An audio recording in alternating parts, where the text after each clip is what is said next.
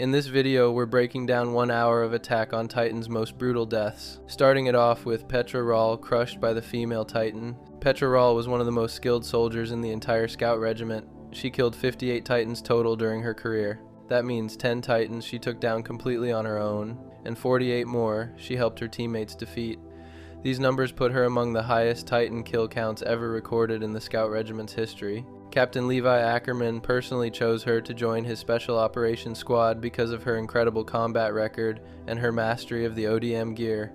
She was the only woman on Levi's elite team. Petra was a relatively short soldier with shoulder-length light ginger hair and amber-colored eyes. She wore the standard Scout Regiment uniform with a white button-up shirt underneath. Petra was known for being kind and caring toward her fellow soldiers, especially when Eren Yeager first joined the squad.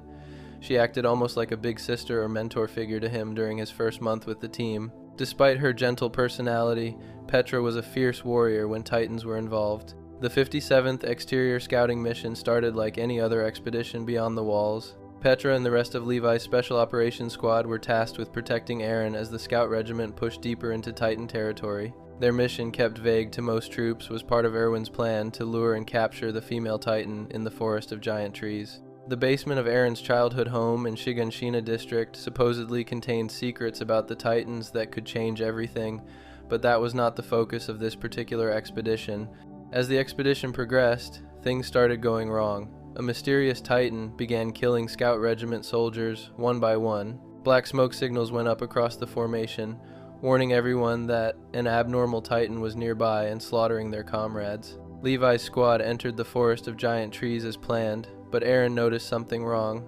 Neither Petra nor any of the other squad members knew exactly what Commander Erwin's plan was. They were just following orders to keep moving forward through the forest. Then the female Titan appeared. This Titan was different from anything they had seen before. She was fast, intelligent, and clearly hunting for Eren specifically. The female Titan chased Levi's squad through the forest at terrifying speed.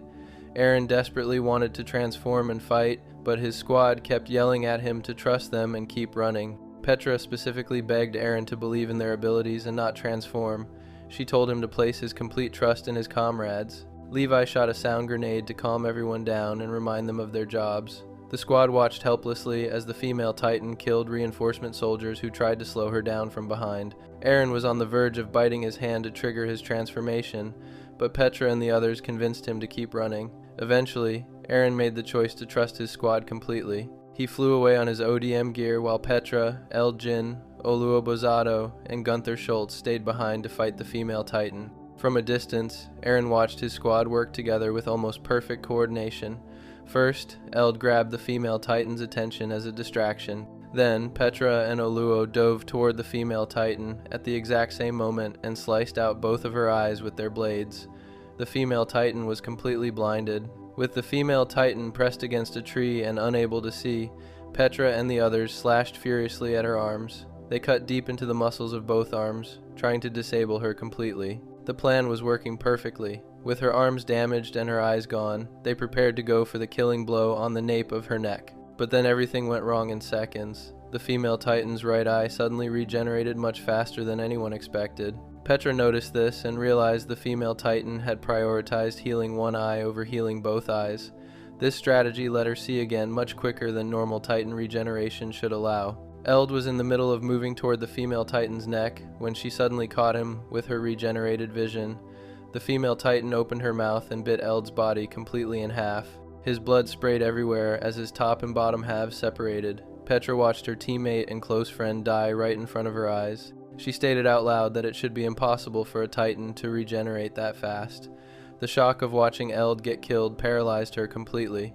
Petra froze in midair on her ODM gear. Oluo screamed at Petra to regroup with him, frantically yelling for her to move and get away from the female Titan. But Petra was too shocked by Eld's brutal death to process what was happening. She realized the danger too late. The female Titan sprinted directly toward Petra. Petra could only stare as the female Titan's massive foot came flying at her body. The female Titan kicked Petra with tremendous force. The impact broke Petra's spine instantly. Her body slammed backwards into a tree trunk at high speed. The force of being crushed between the female Titan's foot and the tree left Petra's body mangled and unrecognizable. She died on impact. Oluo tried to avenge Petra immediately. In a desperate last attempt to kill the female Titan, he grappled onto her neck with his ODM gear and swung his blades at her nape, but the female Titan had hardened the skin on the back of her neck using some special ability nobody knew Titans could do. Oluo's blades shattered against the hardened nape.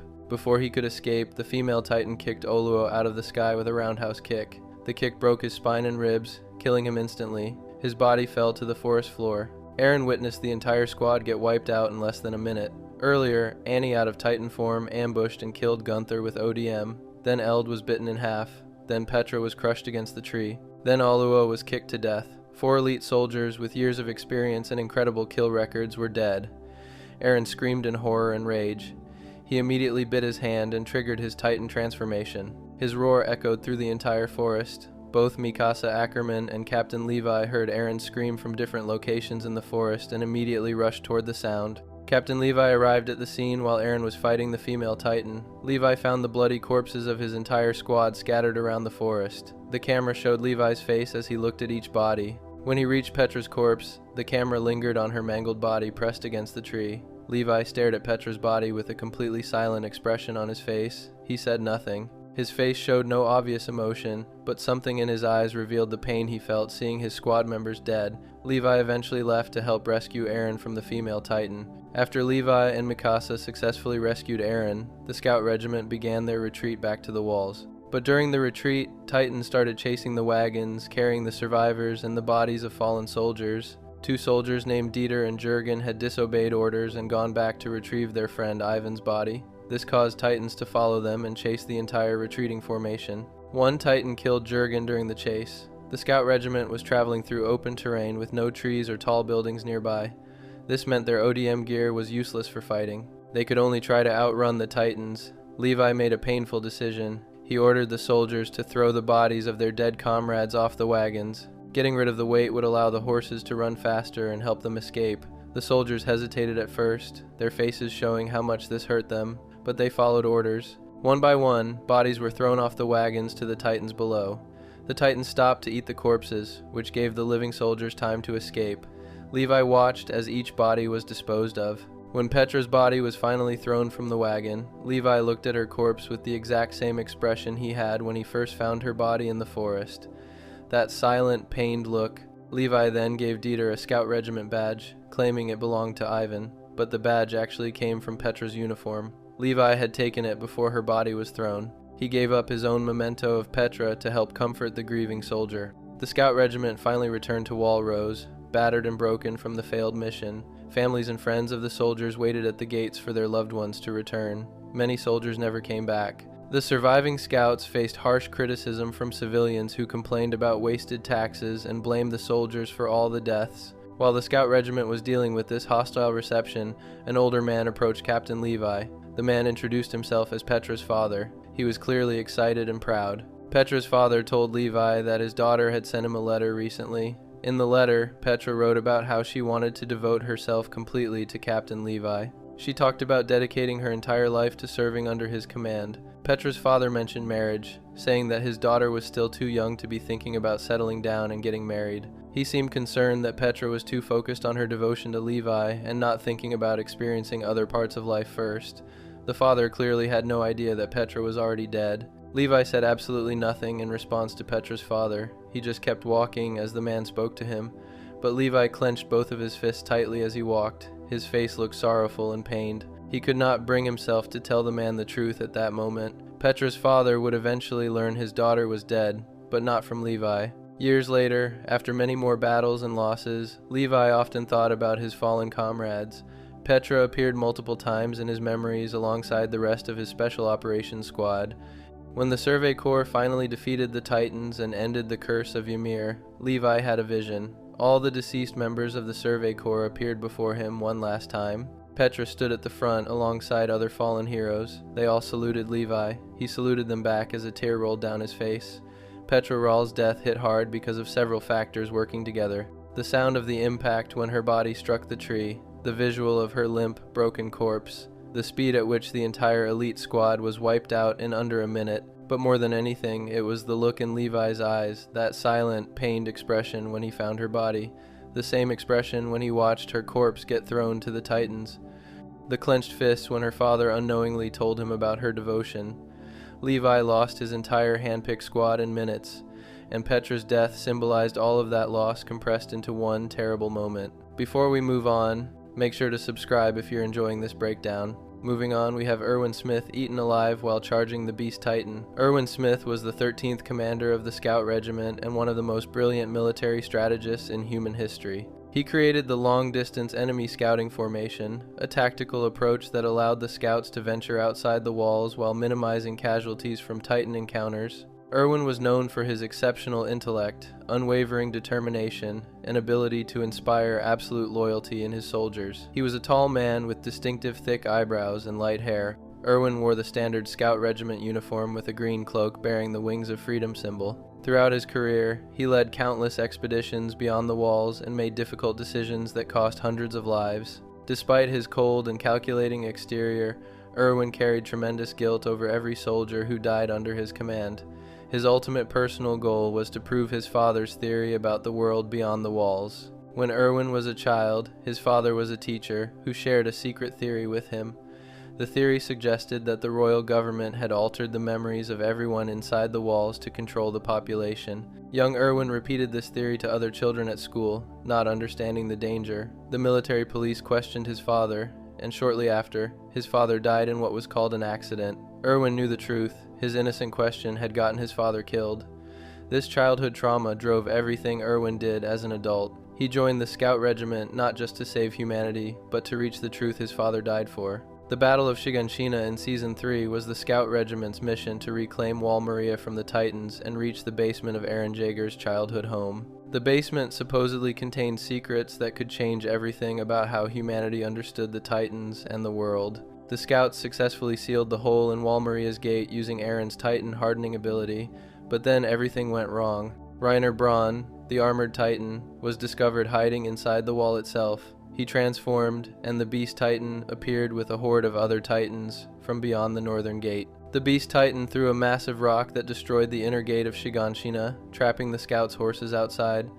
This meant the Scouts had no way to escape. Commander Erwin Smith declared that only one side would survive this battle, either humans or Titans. The Scout Regiment split into two groups to fight on separate fronts. Inside Shiganshina District, Eren's squad fought against Reiner and Berthold Hoover, who had transformed into the Colossal Titan. Outside the district, the remaining Scouts faced the Beast Titan. The Beast Titan was controlled by Zeke Jaeger, who possessed incredible throwing accuracy and power. Zeke began launching a devastating bombardment of rocks and boulders at the Scouts positioned at the base of Wall Maria. The Beast Titan's rock barrage was unlike anything the Scouts had ever faced. Zeke crushed large boulders between his Titan's hands, creating deadly shrapnel that flew in all directions. The rocks moved faster than bullets. Entire groups of soldiers were obliterated in seconds, as boulders tore through the buildings they used for cover. Bodies exploded on impact. Limbs were severed. Soldiers were decapitated by flying debris. The Beast Titan stood far out in the open field where the Scouts could not reach him with their ODM gear.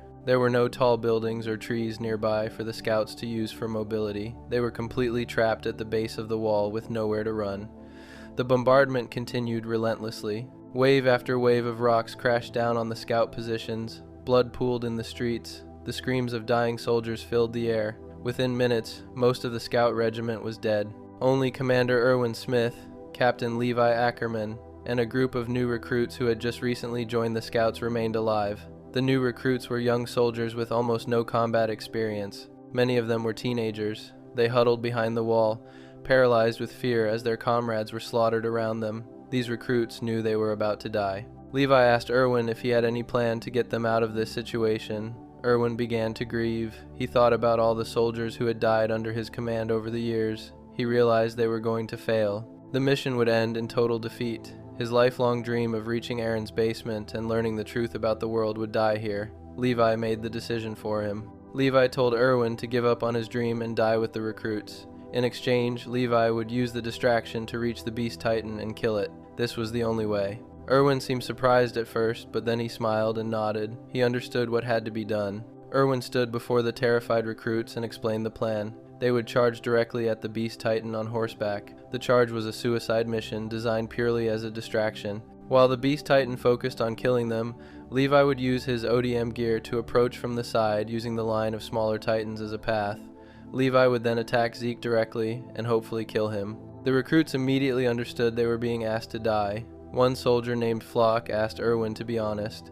Were they all riding to their deaths? Erwin said yes. Flock argued that dying while charging or dying while disobeying orders made no difference. Both meant nothing. Erwin agreed. He told them that no matter who they were or what dreams they had, they all died the same way when crushed by rocks, but that did not mean their lives were meaningless. Erwin delivered his final speech. He told the recruits that it was the living who gave meaning to the dead. The brave fallen and the anguished fallen were remembered by those who survived. The recruits would die, trusting that the living who followed would find meaning in their sacrifice. Erwin screamed for his soldiers to rage, to scream, to fight. He told them to let their blood boil and let their voices be heard. The recruits rallied. They mounted their horses and prepared to charge. Erwin led from the front. Using smoke signals as cover, the entire group charged directly at the Beast Titan with battle cries echoing across the battlefield. The Beast Titan was initially confused by the seemingly pointless attack, but then he realized what was happening and responded with another devastating barrage of rocks.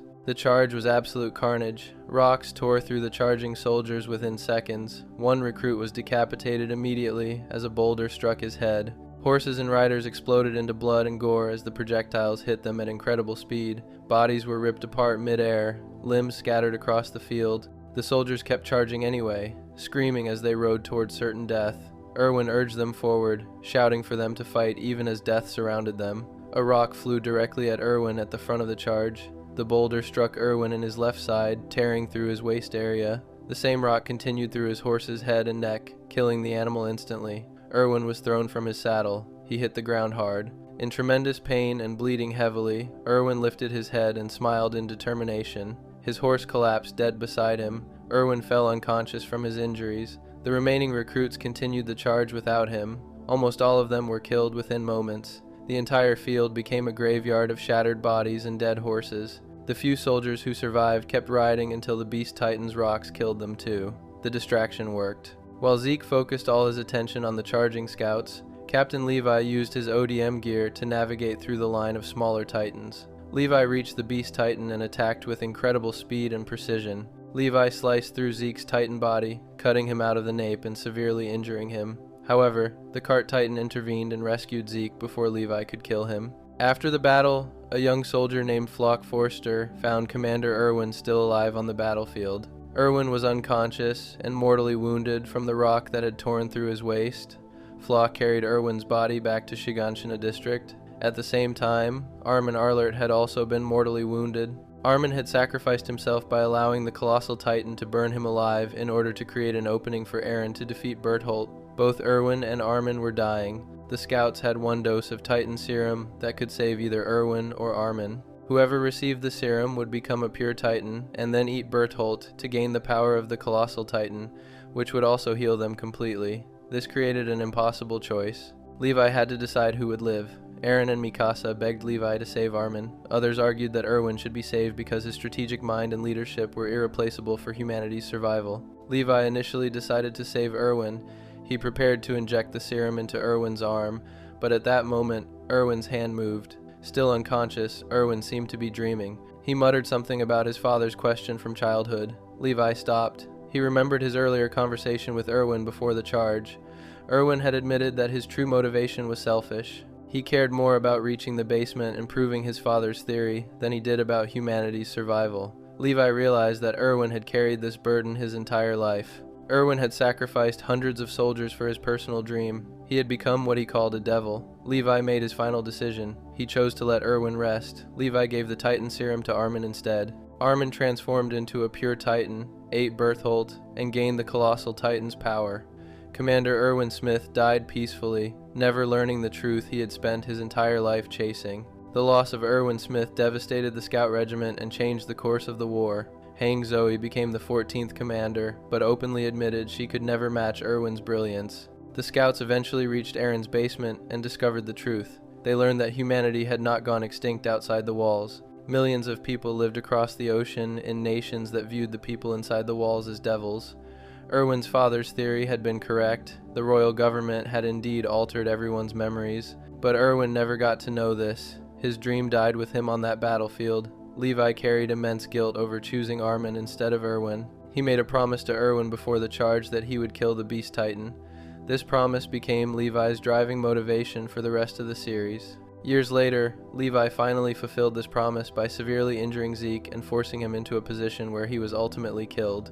Erwin's sacrifice was not in vain. The suicide charge gave Levi the opening he needed to cripple the Beast Titan and turn the tide of the Battle of Shiganshina. Without that distraction, humanity would have lost everything. The young soldiers who died charging alongside Erwin bought humanity its future with their lives. Erwin Smith's final charge became legendary as one of the most devastating and inspiring moments in military history. A commander who led from the front and died alongside his soldiers rather than watching from safety. His final words rallying his troops to rage and fight became immortalized as the ultimate example of leadership and sacrifice. Before we move on, make sure to subscribe if you're enjoying this breakdown. Moving on to Carla Yeager, eaten in front of Aaron. Carla Yeager was the mother of Aaron Yeager and the second wife of Dr. Grisha Yeager. Before marrying Grisha, Carla worked as a waitress in a small bar in Shiganshina district. She was an attractive woman of medium height with a slender build. She had large, light-colored eyes and long dark hair that she tied loosely over her right shoulder. Carla typically wore a cream-colored sweater with frilled sleeves, a long red skirt,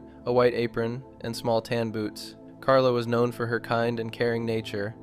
She deeply loved her family and always put them first. She was warm and welcoming to everyone she met. When Grisha brought home a young orphan girl named Mikasa Ackerman after her parents were murdered, Carla immediately accepted Mikasa as her own daughter. She treated both Aaron and Mikasa with equal love and affection. However, Carla could also be firm and protective when necessary, especially when it came to keeping her children safe from danger. The peaceful life inside Wall Maria came to a sudden and violent end in the year 845. For 100 years, humanity had lived safely behind the three massive walls that protected them from the Titans. The walls were named Wall Maria, Wall Rose, and Wall Sina, from outermost to innermost.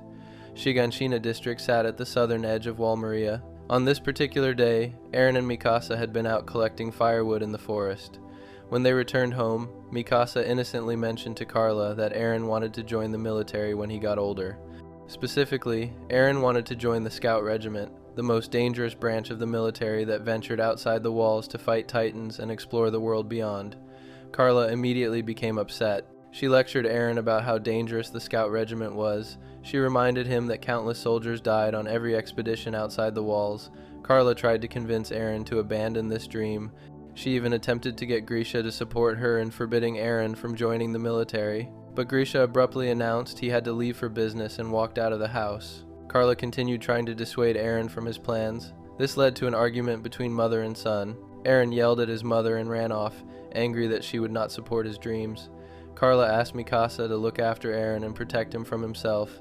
These would be some of the last words Carla ever spoke to her son. The argument left tension between them. Aaron had no idea he would never get the chance to apologize or tell his mother he loved her again. Hours later, a colossal Titan appeared at the southern gate of Wall Maria. This Titan was 60 meters tall, taller than the walls themselves. The colossal Titan lifted its massive leg and kicked directly at the gate of Shiganshina district.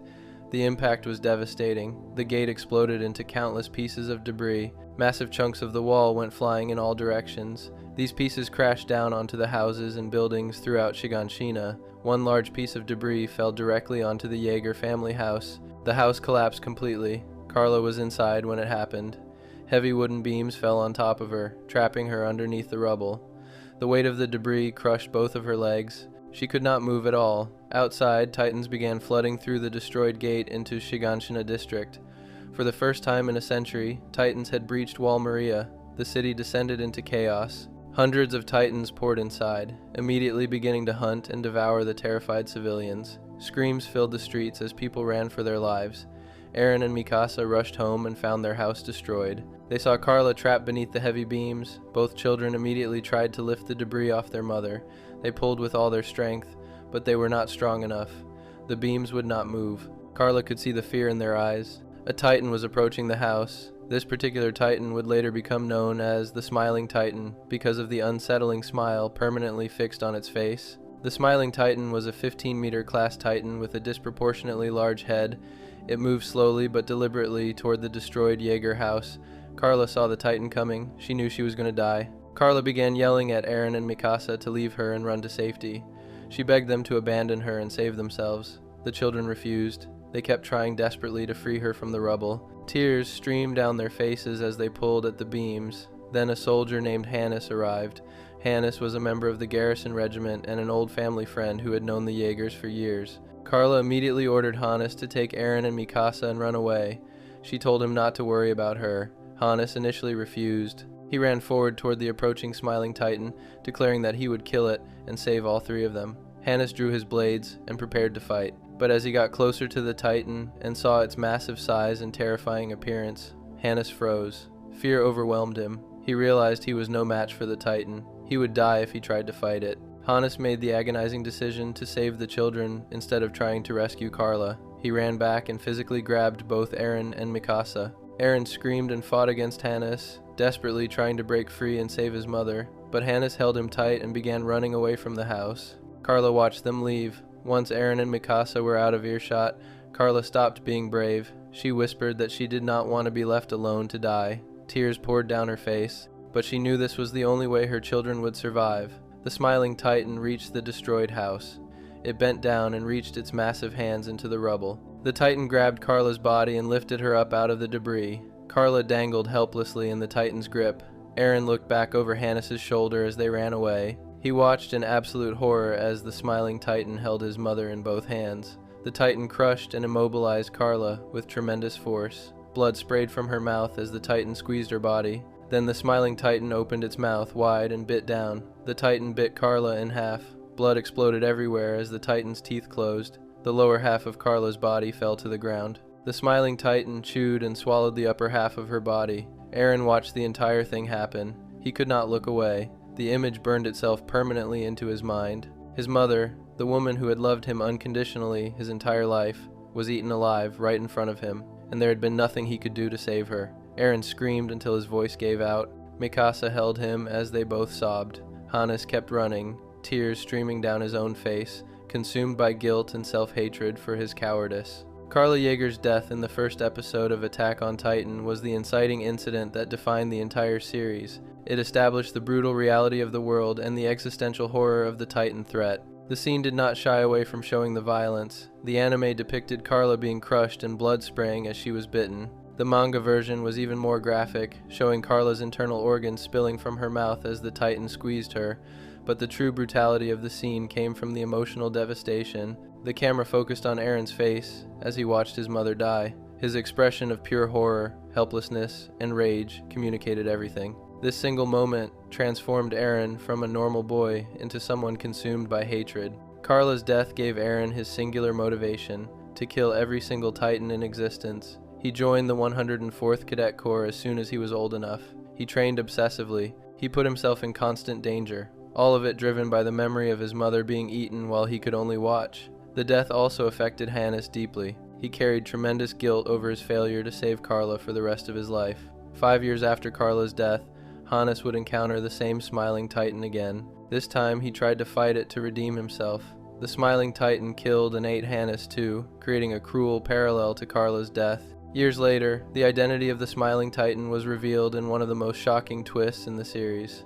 The Titan that killed Carla Jaeger was actually Dina Fritz in her pure Titan form. Dina Fritz had been Grisha Jaeger's first wife before Carla. She was Zeke Jaeger's mother and a member of the royal Fritz family bloodline. Dina had been turned into a Titan by the nation of Marley as punishment for being part of a resistance movement. As a pure Titan, Dina wandered mindlessly for years until she reached Shiganshina district during the breach. She unknowingly killed her husband's second wife and traumatized her stepson Eren. This tragic irony added another layer of cruelty to Carla's death. Even more shocking was the revelation in the manga's finale. In the final chapter, Eren admits he used the power of the founding Titan to influence Dina's Titan, directing her past Berthold Hoover toward Carla to preserve the timeline that would lead to his ultimate plan. The anime implies this revelation as well. This meant Carla's death was not random chance, but a deliberate sacrifice orchestrated by her own son from the future to ensure events unfolded exactly as needed. Carla Jaeger's death remains one of the most impactful and defining moments in anime history. It set the dark tone for Attack on Titan and gave the protagonist his driving motivation. The The scene demonstrated that no character was safe, and that death in this world was brutal, sudden, and often meaningless. Most importantly, it showed the emotional destruction that violence causes. The gore was horrifying, but the true brutality was watching a child's innocence and hope die along with his mother. Before we move on, make sure to subscribe if you're enjoying this breakdown. Moving on to Hangei, Zoe burned alive fighting the Colossal Titans. Hangei Zoe burned alive fighting an army of Colossal Titans during one of the most desperate moments in the entire war against Eren Jaeger. The scene happened in Season 4, Part 3, Episode 1 of Attack on Titan, and it showed the 14th commander of the Survey Corps sacrificing everything to buy precious time for humanity's last hope to escape. The whole situation started going wrong at the worst possible moment. The remaining members of the Survey Corps and their former enemies from Marley had formed an unlikely alliance to stop Eren from completing the Rumbling. The Rumbling was Eren's plan to use thousands of massive Colossal Titans from inside the walls to flatten the entire world. These wall titans were each 60 meters tall and marched forward in an unstoppable wave of destruction. The Alliance managed to get their hands on a flying boat that could carry them to where Eren was leading the Rumbling. It was their only chance to stop him before he destroyed everything. But then Floch Forster showed up. Floch was a dedicated supporter of Eren who believed the Rumbling was the only way to save their island nation of Paradis. He had been shot and was barely alive, but he used his last bit of strength to fire at the flying boat. His bullets tore through the fuel tank. The damage meant the mechanics would need at least an hour to fix the aircraft before it could take off. That would have been fine under normal circumstances, but the Colossal Titans of the Rumbling were already approaching their location. The massive Titans would reach them in minutes, not hours. Everyone stood there watching the Colossal Titans march closer. Steam rose from their bodies in waves. The ground shook with each thundering step. Armin Arlert realized someone needed to hold off the Titans while the boat was being repaired. He considered using himself since he had the power of the Colossal Titan, but the group needed him for the final battle against Eren. Levi Ackerman was injured and could barely fight. That left Hanji as the only real option, and Hange knew it. Hanji made the choice without hesitation. They handed over command of the Survey Corps to Armin right there on the spot. Armin was shocked and tried to protest, but Hanji had already decided. They turned to say goodbye to their comrades, keeping a brave face, even though everyone knew what this mission meant. Then Hanji walked up to Levi for one final moment together. Levi and Hangei had fought side by side for years. They were close friends despite having completely opposite personalities. Levi was quiet, serious, and always kept his emotions locked away. Hanji was loud, excitable, and wore their heart on their sleeve, but they understood each other perfectly. As Hanji prepared to leave, Levi raised his fist and pressed it against Hanji's chest in a formal military salute. He told them to dedicate their heart. It was the Survey Corps battle cry, and the weight of the gesture was clear. It was his way of showing respect and saying goodbye to one of the only people he truly cared about. Hanji laughed in response, trying to keep the moment from being too heavy, then turned and flew off toward the approaching Titans. Hange used their ODM gear to launch into the air toward the massive wall Titans. The ODM gear let soldiers fly through the air, using gas-powered grappling hooks and cables. For a brief second, Hange just hovered there in midair, staring at the approaching army of Colossal Titans. Despite everything, despite knowing they were about to die, Hange couldn't help but feel amazed. They had spent their entire life studying Titans, and now they were face to face with hundreds of them at once. Even in their final moments, Hange's scientific curiosity and love for learning about Titans came through. Then Hange got to work. They pulled out 2 Thunder Spears from their gear. Thunder Spears were explosive weapons that Hange themselves had helped develop years earlier. They were designed specifically to pierce through the armor of armored Titans, but they worked well against regular Titans too. Hange aimed carefully and fired both Thunder Spears at 2 different Colossal Titans. The spears struck the Titans' weak points at the back of their necks. Both explosions hit perfectly. The 2 Colossal Titans went down, crashing to the ground as their bodies began to disintegrate. But 2 dead Titans out of hundreds meant almost nothing.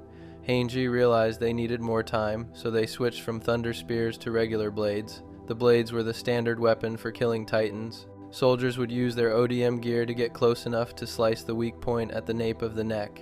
It usually worked great against smaller Titans, but Colossal Titans were completely different. Colossal Titans had a special defense mechanism. They could release scorching hot steam from their bodies whenever someone got too close. The steam was hot enough to burn human flesh instantly. Hange knew about this danger. Everyone remembered what happened during the battle for Shiganshina District years ago when Berthold Hoover transformed into the Colossal Titan. His steam blast had been powerful enough to throw soldiers away and burn anyone who got close. That same battle was when an explosion from the colossal titan had caught Hanji and left them with permanent damage to their left eye. But now Hange was facing not just one colossal titan, but hundreds of them, all releasing that same deadly steam at once. Hang flew directly into the wall of heat anyway. They used their blades to strike at the titans' necks, killing multiple wall titans one after another. But getting close enough to land those strikes meant flying right through the burning steam. The heat was unbearable. Hange's cape caught fire first. The fabric burst into flames from the extreme temperature. Then the fire spread. Hange's uniform started to burn. Their skin began to char from the heat. The pain must have been unimaginable, but Hanji kept fighting. They continued taking down wall titans with their blades. Hanji used one of the titans they killed to their advantage. They made sure the massive body fell forward, creating a temporary obstacle. The fallen colossal titan's body crashed down and blocked some of the other titans behind it, slowing down their advance just slightly. It was a clever tactical move even in the middle of dying. Every extra second mattered. Behind Hange, the mechanics were racing to fix the fuel tank. The rest of the group was loading onto the flying boat, preparing for takeoff. As Hanji continued to fight, the burns got worse. The heat was constant and overwhelming. Multiple colossal titans were all releasing steam at the same time, creating an environment like the inside of a furnace. Hanji's body was being cooked alive. Their clothes melted into their skin. The flames consumed more and more of them with each passing second. But even as they burned, even as their body failed, Hange kept moving. They held their position in the air between the titans and their friends, refusing to let a single one get past. In their final conscious moments, as the fire overtook them completely, Hanji spoke their last words. Titans really are incredible. It was such a perfectly Hanji thing to say. Here they were, being burned to death by the very creatures they had spent their whole life studying, and their final thought wasn't fear or regret. It was pure fascination and wonder. Hanji died the same way they lived, completely obsessed with titans and unable to look away from them even at the very end. Behind Hanji, the mechanics finished their repairs. The flying boat's engines roared to life. The aircraft lifted off the ground with just seconds to spare. Armin, Levi, Mikasa, and the others flew away to safety, watching helplessly as the colossal titans reached Hanji's position. By that point, Hanji was already gone. Their burned body fell from the sky. The titans trampled over the spot where Hanji had been fighting, but the mission was complete. The flying boat escaped, carrying humanity's last hope with it. The next scene showed something unexpected. Hange woke up lying on the ground in what appeared to be a vision or afterlife-like space. This ground wasn't being trampled by titans. The sky was bright and clear. There were no sounds of battle, no heat, no pain. Hange looked around confused, then saw them. All the fallen members of the Survey Corps were standing there waiting. Erwin Smith, the former commander who Hange had succeeded, was at the front. He spoke first, congratulating Hange on their sacrifice and telling them the flying boat had successfully escaped. Moblit Burner was there too. Moblit had been Hange's second in command for years before he died saving Hange from a colossal titan explosion during the Battle of Shiganshina. Now he was smiling at Hange along with so many other faces. All the soldiers who had given their lives in the fight against titans, all the people who had died believing in a better future, were reunited in this peaceful scene. Hange was overjoyed to see everyone again. They started excitedly talking about how hard it had been to be commander, rambling the way they always did when they got worked up. Their friends listened and smiled. In this vision, Hange finally got to rest with the people they had lost. Back in the real world, Levi stood on the flying boat, looking back toward where Hange had made their last stand. He couldn't see the details from this distance, but he knew what had happened. Another friend was gone. Another person he cared about had sacrificed themselves for the cause. Levi had watched so many comrades die over the years, but this one hit differently. Hange had been one of the few people left from the old days, from back when Erwin was still alive and the Survey Corps felt like a family. What makes Hange's death so brutal isn't just the gore or the pain, though both were extreme. It's the mix of emotions in the scene. This was a death filled with purpose and meaning. Hange chose this. They could have let someone else go, but they took the responsibility themselves because that's what leaders do.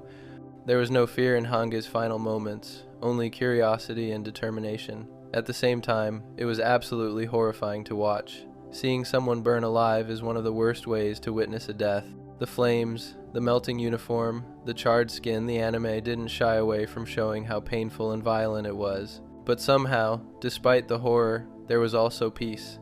Hange died doing exactly what they wanted to be doing. They were surrounded by Titans, learning about them, fighting them, experiencing them up close in a way few people ever had, and in the vision that followed, they were reunited with everyone they had lost and finally got to rest after years of carrying the weight of command. Hange Zoe's death shows why Attack on Titan became such a powerful story. The series never made death easy or clean. Every major character who died went through something terrible, but the show also gave those deaths meaning. Hange's sacrifice bought the time needed for the Alliance to escape. Without those few minutes Hange earned by fighting alone, the rumbling would have caught everyone, and Eren would have destroyed the world. One person standing against an army of giants, burning alive but refusing to give up, was what made the difference between extinction and survival. Before we move on, make sure to subscribe if you're enjoying this breakdown. Moving on, we have Eren Yeager decapitated by Mikasa. Eren Yeager died when Mikasa Ackerman cut his head off inside the mouth of his reconstituted Titan body after the founding Titan was decapitated.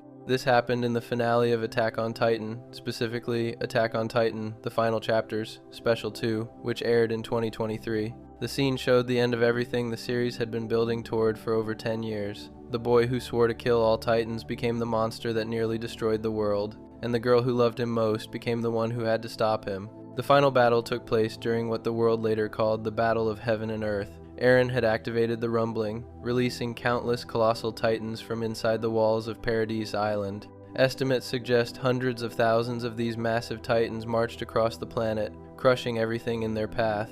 Cities were flattened, entire nations disappeared under their feet. Eren's plan was to wipe out all life outside of Paradise Island to protect his people from the rest of the world that wanted them dead. By the time the Alliance caught up to him, the rumbling had already killed 80% of humanity. The remaining members of the Survey Corps joined forces with their former enemies from Marley to stop Eren.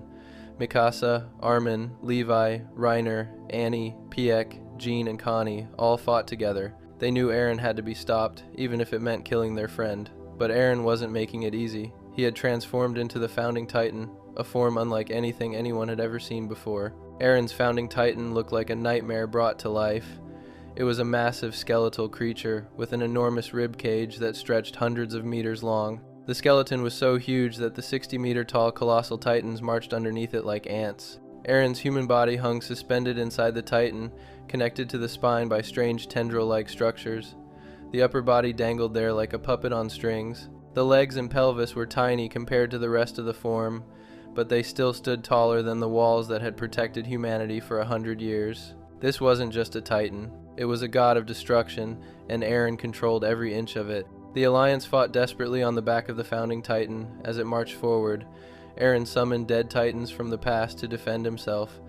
Previous inheritors of the 9 Titans appeared out of nowhere, crawling out from the spine of the Founding Titan to attack. Former armored Titans, Jaw Titans, Beast Titans, and more came to life as mindless defenders of Eren's mission. The battle was chaos. Every time the Alliance got close to Eren's real body, another wave of Titans pushed them back. The Alliance came up with a desperate plan. Jean planted explosives around the neck of the massive Founding Titan and triggered them. The detonation severed the head completely from the skeletal body. For a moment, it seemed like they had succeeded, but Eren wasn't finished. Using his severed Titan head, he reformed himself into a new body. This time it looked more like the colossal Titan, standing upright and massive, but not as grotesquely large as the skeletal Founding Titan. That's when Armin made his move. He transformed into his own colossal Titan to engage Eren directly. The 2 colossal Titans fought hand to hand in a brutal clash. The ground shook with each blow. Meanwhile, a strange, glowing centipede creature emerged from where the Founding Titan's neck had been severed. This was the source of all Titan powers, and it released a gas that transformed every nearby Eldian into a pure Titan.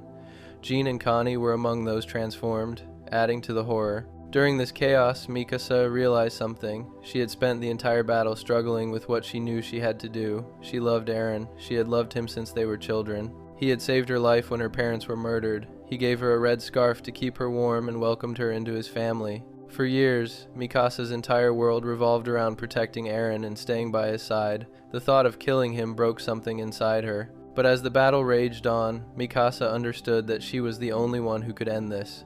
Not because she was the strongest fighter, though she was incredibly skilled. It was because of her connection to Eren. She knew him better than anyone. She could feel where he was. Mikasa intuitively understood that Eren's real human body was inside the mouth of his new Titan form. That's where his head had reconnected to create this new transformation. If anyone was going to reach him and finish this, it had to be her. Levi helped Mikasa make her final approach. He used a thunder spear to blast through the Titan's teeth, creating an opening. Mikasa flew through the gap using her ODM gear. Inside the Titan's mouth, she found Eren. His body was partially fused with the Titan's flesh, but his human form was there. For one brief moment, Eren opened his eyes. He had kept them closed throughout the entire battle, but now he looked directly at Mikasa. Their eyes met one last time. In that split second, a lifetime of memories passed between them. Mikasa saw Eren as the angry little boy who punched bullies for picking on Armin. She saw the teenager who screamed about killing all Titans after watching his mother die. She saw her friend, her family, the person she had devoted her entire life to protecting. And Eren saw Mikasa, the girl who had always been there, who had never stopped loving him no matter what he became. Neither of them spoke. There were no last words. Mikasa raised her blade. Eren didn't resist. He knew this was how it had to end. Eren had anticipated and accepted that Mikasa would kill him. Through the power of the founding Titan, which let him experience past, present, and future all at once, he had seen this moment coming. He understood that Mikasa's choice to kill him despite her love would be what freed the world from Titans and made his friends into heroes who saved humanity. He chose to become the villain so they could stop him and earn the world's gratitude. Mikasa's blade came down. She cut through Eren's neck in one clean strike. His head separated from his body. The founding Titan began to crumble around them. Mikasa caught Eren's head as it fell. She held it gently in her hands, blood staining her fingers and arms. Tears streamed down her face. Then she did something that shocked everyone watching. She leaned forward and pressed her lips against Eren's in a gentle kiss. The kiss lasted only a moment. It wasn't passionate or dramatic. It was soft, tender, and heartbreaking. This was Mikasa's first and last kiss with the person she loved. She kissed his decapitated head goodbye. Ymir Fritz watched this happen with a smile, and Mikasa's choice to kill Eren despite loving him finally freed Ymir from her chains. Ymir was the founder of all Titans, the first person to gain Titan powers 2,000 years ago. She had been trapped by her love for King Fritz, the man who enslaved and abused her, for millennia. She couldn't break free from that bond, even in death, but seeing Mikasa choose to do what was right, even when it meant killing the person she loved most, showed Ymir that love didn't have to be slavery. That realization allowed her to finally let go of King Fritz and release her hold on the Titan powers. The moment Ymir was freed, every Titan in the world began to crumble. The colossal Titans of the rumbling turned to steam and vanished. The pure Titans that had been created during the battle, including Jean and Connie, transformed back into humans. The curse of the Titans that had plagued the world for 2,000 years ended in an instant. Eren's death had accomplished what he wanted. The power of the Titans was gone forever. His friends would be seen as heroes who saved the world, and Paradise Island had a chance at peace, at least for a while. After the battle, Mikasa carried Eren's head away from the battlefield. She walked alone, holding it close to her chest. She took him back to Paradise Island, to the town of Shiganshina, where they grew up. There was a tree on a hill outside the walls where Eren used to nap as a child. Mikasa buried his head under that tree, wrapping his remains in the red scarf he had given her all those years ago. She marked the spot and turned it into a grave where she could visit him. The world slowly began to rebuild. The rumbling had killed 80% of humanity, leaving behind a scarred planet and countless traumatized survivors. The remaining people didn't immediately forgive the Eldians, but they saw Armin, Mikasa, and the others as heroes who stopped the rumbling. A temporary peace followed. Armin and the others became ambassadors trying to negotiate lasting peace between Paradise and the rest of the world, but the epilogue suggests this peace wouldn't last forever. Years and generations later, Paradise would eventually be destroyed in a future war, bombed and leveled in conflicts that continued long after everyone from Eren's generation was gone. Mikasa lived a long life. She continued to wear the red scarf Eren had given her and regularly visited his grave under the tree, bringing flowers and sitting there for hours. The final scenes show her growing older, living a full life while never forgetting the boy she loved. When she eventually passed away, she was laid to rest near Eren's grave, finally reunited with him in death. What makes Eren's death so brutal isn't the violence, though watching someone's head get cut off is definitely graphic. It's the emotional destruction that makes this scene cut so deep. This was the ending of a relationship that defined the entire series. Mikasa and Eren were connected from childhood. She made it her life's mission to protect him, and in the end, the only way to save the world was to kill him with her own hands. The kiss scene drove that pain home even harder. Mikasa kissed a decapitated head because she loved the person it belonged to, even though that person had just tried to destroy the world. Eren's death also represented the complete collapse of everything he fought for. He started the series as a hero who wanted to save humanity from Titans. He ended it as a genocidal monster who killed billions. His transformation from protagonist to antagonist was gradual and tragic. Each choice led him further down a dark path until there was no way back. By the end, Eren wasn't fighting for freedom anymore. He was trapped by his own choices and his ability to see the future. He knew he would die. He knew Mikasa would kill him. And he walked that path anyway because he believed it was the only way to end the cycle of hatred and give his friends a future. The symbolism of the execution makes it even more powerful. Mikasa, the person who loved Eren most and spent her whole life protecting him, became his executioner. It was an act of both love and mercy. She couldn't let him continue destroying the world, but she also couldn't let anyone else kill him. It had to be her.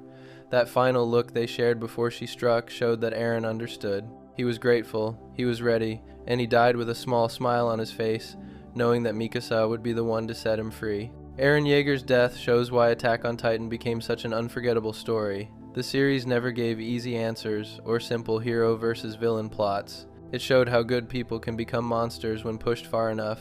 It explored the cost of vengeance and the weight of impossible choices. And it forced viewers to watch as characters they loved for years destroyed each other in the name of survival. Eren's death wasn't triumphant. There were no cheers or victory celebrations. There was only grief, exhaustion, and the knowledge that the world would never be the same. Even the peace that followed was fragile and temporary, eventually crumbling into more conflict as the cycle of violence continued. Before we move on, make sure to subscribe if you're enjoying this breakdown. Now we come to what many consider the most brutal death in Attack on Titan, a moment that defines the series' sheer brutality. Hannes eaten by the Smiling Titan, Season 2, Episode 12. Hannes never thought he would see the Smiling Titan again. 5 years after it devoured Karla Yeager in front of her son, the same monster returned to finish what it started, only this time, Hannes refused to run. He jumped between Eren and Mikasa and the massive creature, determined to finally kill the thing that haunted his nightmares. He promised himself he would protect them this time. He swore he would make things right, but Attack on Titan does not reward second chances. The Smiling Titan grabbed Hannes midair, bit him completely in half at the waist, and swallowed his remains while Eren and Mikasa screamed in horror. Blood splattered across the battlefield. Hannes died the same way Karla did. History repeated itself in the cruelest way possible. Hannes was never meant to be a hero. Before Wall Maria fell, he spent most of his days drunk on duty, joking with fellow soldiers and ignoring his responsibilities. He believed the walls would never break. He believed humanity was safe. He told Eren to stop worrying so much and enjoy the peace while it lasted. But when the colossal Titan kicked a hole through the gate and Titans flooded into Shiganshina district, Hannes discovered exactly how wrong he had been. He ran to save Eren and Mikasa when their house collapsed with Karla trapped inside. He drew his blades and prepared to fight the Smiling Titan standing over her broken body, but fear paralyzed him. He froze completely. He could not move. He could not breathe. He grabbed Eren and Mikasa and ran, leaving Karla behind to die. Eren screamed and begged him to go back, but Hannes kept running. He saved the children and abandoned their mother. That decision destroyed him. For 5 years, Hannes lived with guilt that ate him alive from the inside out. He sobered up immediately after Wall Maria fell. He stopped drinking on duty. He trained harder. He was promoted to a garrison squad leader. He watched over Eren, Mikasa, and Armin like they were his own children. He told himself that one day he would face that Titan again and kill it. He promised he would avenge Karla's death and prove he was not a coward. He waited for his chance at redemption. Season 2 gave him that chance, but it also showed him that courage alone cannot defeat a Titan. Hannes fought harder than anyone expected. He slashed at the Titan's ankles and heel tendons to hobble it and dodged its massive hands. He held his own longer than most trained soldiers could have managed, but it was not enough. The Smiling Titan was faster, stronger, and more brutal than he anticipated. It caught him in mid-swing, lifted him into the air, and ended his life in seconds. The scene mirrors Karla's death almost exactly. The Smiling Titan grabbed Hannes the same way it grabbed her. It lifted him to its mouth with the same terrifying slowness. It bit down with the same horrifying crunch. Blood poured from Hannes' severed body and splashed across the grass below. Eren and Mikasa could only watch. They screamed his name. They reached toward him, but they were too far away to help. Just like 5 years ago, they were completely powerless. The Smiling Titan devoured Hannes while they stood frozen in the exact same positions they occupied when it killed Karla. The parallel was intentional and devastating. Attack on Titan wanted viewers to understand that trauma does not heal. It repeats. It circles back. It forces people to relive their worst moments over and over until they break. Eren shattered after watching Hannes die. He bit his hand repeatedly, trying desperately to transform into his Titan form and save him. But his body was still healing from his brutal fight against the armored Titan earlier that day. His regeneration had not finished yet. His transformation would not activate. He could do nothing except watch another person he loved get torn apart and eaten alive. When the smiling Titan finished devouring Hannes, Eren collapsed to his knees and started laughing hysterically. He laughed and cried at the same time, screaming that nothing had changed. He called himself useless. He said he was the same weak child who watched his mother die. He said all his training, all his powers, all his promises meant nothing if he could not save the people he cared about. Mikasa tried to comfort him, telling him he had always been at her side and that he saved her life when they were children. But Eren barely heard her. He was drowning in grief and rage and helplessness. Hannes' death did not just kill a beloved character, it broke Eren's spirit completely. The brutality of Hannes' death goes beyond the physical violence. Yes, watching him get bitten in half was horrifying. Yes, seeing his blood spray across the battlefield was disturbing. But the real cruelty came from the way his death destroyed every ounce of hope Eren had left. Hannes represented redemption. He showed that people could change, grow stronger, and make up for past mistakes. His transformation from a drunk coward into a dedicated soldier proved that failure was not permanent. Eren believed that Hannes would finally kill the Smiling Titan and complete his redemption arc. He believed justice would be served. But Attack on Titan does not care about redemption arcs or satisfying conclusions. It cares about showing the brutal reality of war. Hannes tried his best. He fought bravely. He gave everything he had, and he still died screaming. His sacrifice bought Eren and Mikasa maybe 10 seconds of time before the Titan turned its attention back to them. His death accomplished nothing except adding another name to the endless list of people Eren failed to protect. The scene also reveals something dark about the world of Attack on Titan. The Smiling Titan that killed both Karla and Hannes was actually Dina Fritz, the first wife of Eren's father Grisha. She was turned into a pure Titan by Marleyan soldiers and sent to wander mindlessly inside the walls. When Wall Maria fell, she broke through and ate Karla by pure chance. But later, viewers learned that Eren's future self used the Founding Titan's power to manipulate Dina's Titan and direct it toward his mother instead of Bertolt. Eren orchestrated his own mother's death to ensure the timeline stayed intact. This means Hannes did not just die fighting a random Titan. He died fighting the same Titan Eren would later admit he'd influenced years earlier, not one he was controlling in that moment. His redemption arc was sabotaged from the beginning. He never stood a chance because the story demanded his failure. That realization makes his death even more tragic and pointless. Hannes' final moments were filled with panic and regret. He looked at Eren and Mikasa one last time before the Titan's jaws closed around him. His expression showed he understood he was about to die. He knew he had failed again. He spent 5 years preparing for this moment, and it still was not enough. The bite tore him in half at the waist. He died within seconds. His blood rained down on Eren's face, marking him with yet another traumatic memory he would carry forever. The visual of Eren covered in Hannes' blood while laughing hysterically became one of the most disturbing images in the entire series. It showed exactly how broken he had become. It foreshadowed the monster he would eventually turn into. The death also marked a major turning point for Eren's character. After Hannes died, Eren activated the coordinate power for the first time. He punched the Smiling Titan in pure rage and accidentally commanded all the nearby Titans to attack it. They swarmed the creature and tore it to pieces in seconds, giving Eren his first real taste of godlike power. But that power came too late to save Hannes. It came too late to save any of the soldiers who died protecting him. Eren gained the ability to control Titans only after losing yet another person he loved. The timing felt like a cruel joke. If he had activated the coordinate 30 seconds earlier, Hannes would have survived. Instead, he watched Hannes die and then discovered he had the power to prevent it the whole time. That guilt stayed with him for the rest of the series. Watching him get bitten in half was horrifying enough on its own. But watching Eren relive his mother's death through Hannes made it unbearable. The scene forced viewers to confront the fact that trauma does not fade with time. It compounds. It multiplies. Every new loss reminds characters of every previous loss until the weight becomes too much to carry. Hannes tried to escape his past by becoming stronger, but his past caught up to him anyway. He died the same death he failed to prevent 5 years earlier. The cycle continued. The suffering never ended. and Eren learned that no amount of power or determination can protect the people you love when the world is determined to take them away. Attack on Titan used Hannes' death to show that not every character gets a satisfying ending. Sometimes people die before completing their goals, sometimes they sacrifice everything and still fail. Sometimes the monster wins and the hero loses. Hannes fought bravely and died horribly, and the world kept spinning like his death meant nothing at all. That harsh reality defined the entire series and made Hannes' final moments one of the most painful deaths in Attack on Titan history. His death was not heroic or meaningful. It was brutal, pointless, and unfair, and that made it absolutely devastating to watch. If you enjoyed the video, make sure to subscribe, and I'll see you in the next video.